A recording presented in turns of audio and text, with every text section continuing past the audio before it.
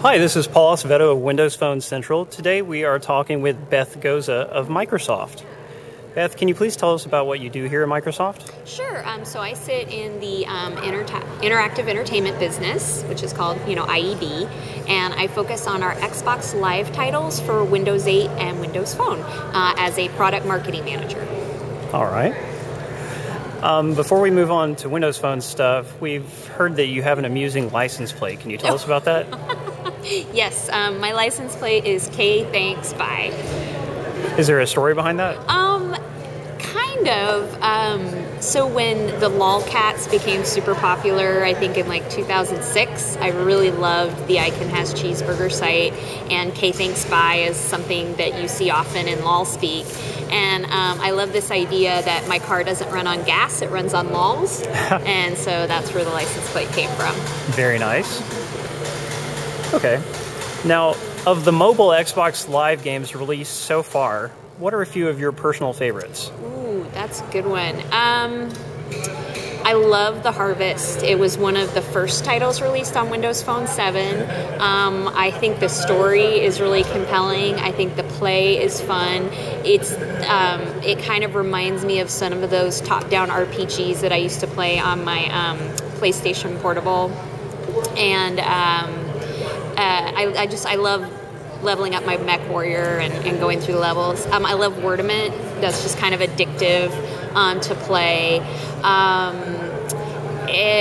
What are some other ones? Fable Coin Golf was a charming title, with the guys looking over the table. I thought that was clever.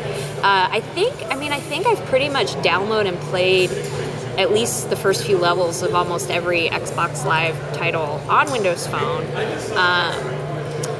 But those are the ones that kind of stand out for me. And I know there's one that I'm probably forgetting, like Mush, which just came out, is charming. And Definitely. It reminds me of Loco Roco, which was another favorite PlayStation title. So it's just seeing that caliber of gaming on Windows Phone is really awesome. Those are all great games.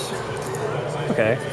We've seen positive reactions to Windows Phone games that connect with Xbox 360 titles. Do you have more connected games coming in the future?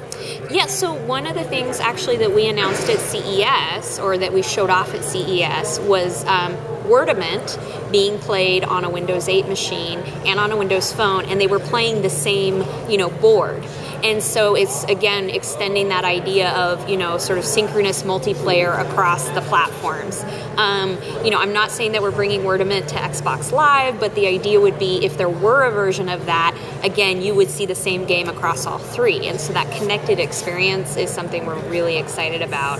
I think you will see more of that going forward. Another title that we showed at E3 was Solitaire on Windows 8 and Solitaire on Windows Phone 7, and literally being able to pause your game on Windows Phone or Windows 8, get up, pick it right back up where you left off on Windows Phone 7. And I think folks are going to be super excited about it, and that will also be available in the upcoming release of Windows Phone 8. Cool.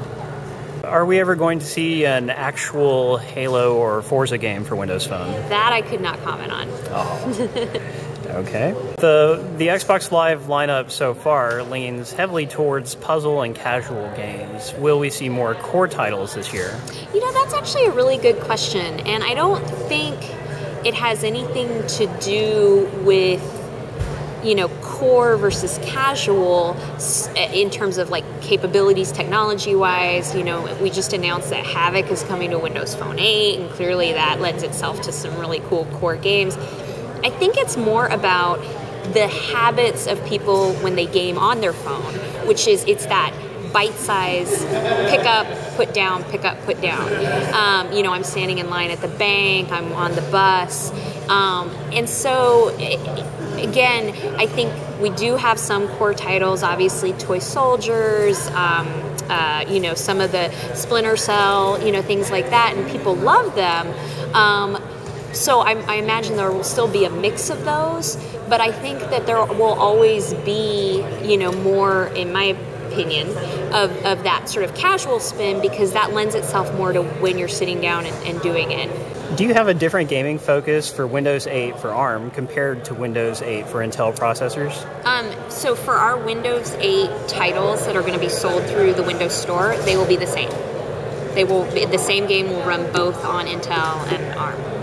Okay, so games that run exclusively for Intel, those would just be like distributed other ways, Those like would Steam be or whatever. desktop games, exactly. Beth, do you have anything else to share before we part? Just that in addition to working on Windows Phone, I work on Windows 8, and as you know, that last week the release date was announced of October 26th. We're all incredibly excited, and I can assure all the fans of Microsoft Studios games that we're going to have some great titles coming for Windows 8, some familiar, some new, but you definitely will not be disappointed.